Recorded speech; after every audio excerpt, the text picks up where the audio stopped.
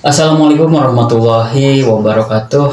Halo teman-teman, selamat pagi, siang, sore, atau bahkan malam untuk yang menonton video ini.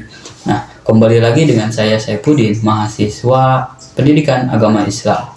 Nah, teman-teman, kali ini saya akan sedikit membahas sebuah materi atau sebuah tema yang sangat krusial atau bahkan penting dalam kehidupan sehari-hari kita, yaitu etika berpolitik dan sosial. Nah, kita pertama masuk ke ranah politik. Nah, dalam Islam, politik bukanlah hal yang kotor, bukan hal yang jelek, dan juga bukan hal yang buruk. Akan tetapi, politik ialah sebuah wasilah, sebuah sarana untuk menegakkan kemaslahatan umum atau bahkan menegakkan kemaslahatan umat. Nah, teman-teman, dalam berpolitik kita itu harus memperhatikan tiga aspek. Nah, ada beberapa aspek yang harus kita perhatikan, yaitu aspek yang pertama yaitu amanah. Nah, amanah di sini yaitu dimaksudkan kekuasaan bukanlah hak istimewa dari seseorang, akan tetapi kekuasaan ialah sebuah titipan dari Allah Subhanahu wa taala yang nantinya akan kita pertanggungjawabkan di akhirat kelak nanti. Nah, yang kedua yaitu keadilan. Nah, jangan sampai keadilan itu tidak tegak lurus.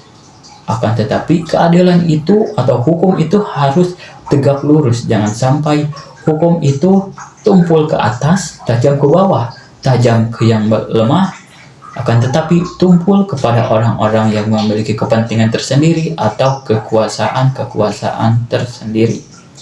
Nah, yang ketiga yaitu syuro atau musyawarah.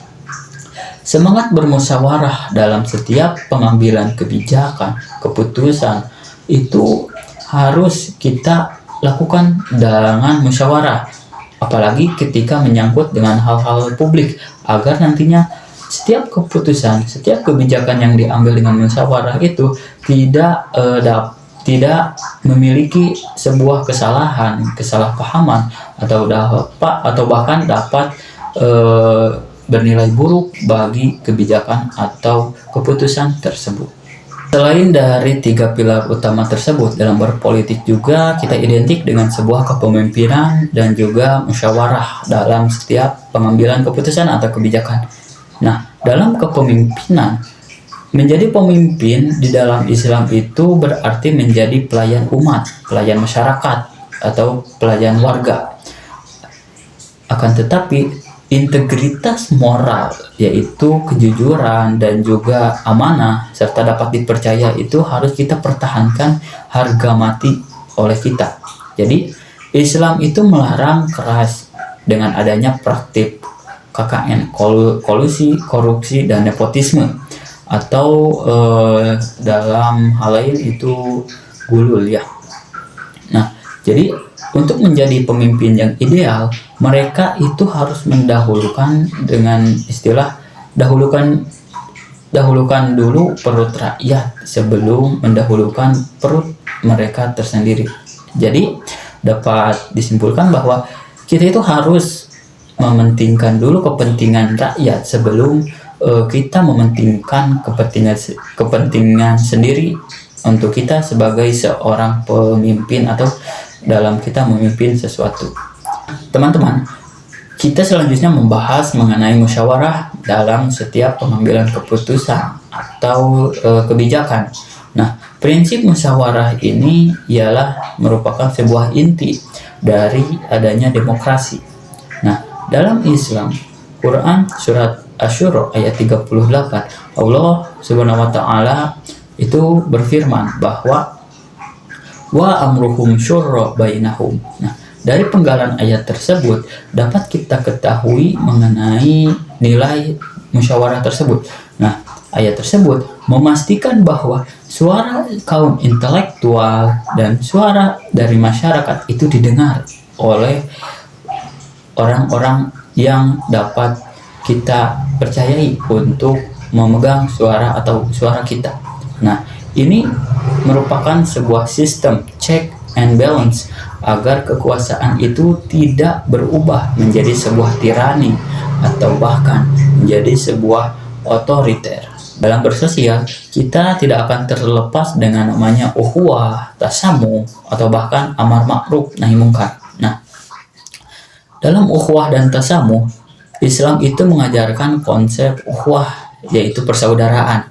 Bukan hanya persaudaraan sesama muslim saja, akan tetapi persaudaraan yang sebangsa dan setanah air, atau bahkan sampai persaudaraan dengan nilai kemanusiaan.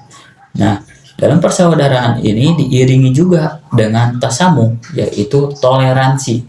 Jadi, kita itu tidak membedakan serta menghormati tanpa harus mengorbankan akidah keislaman kita.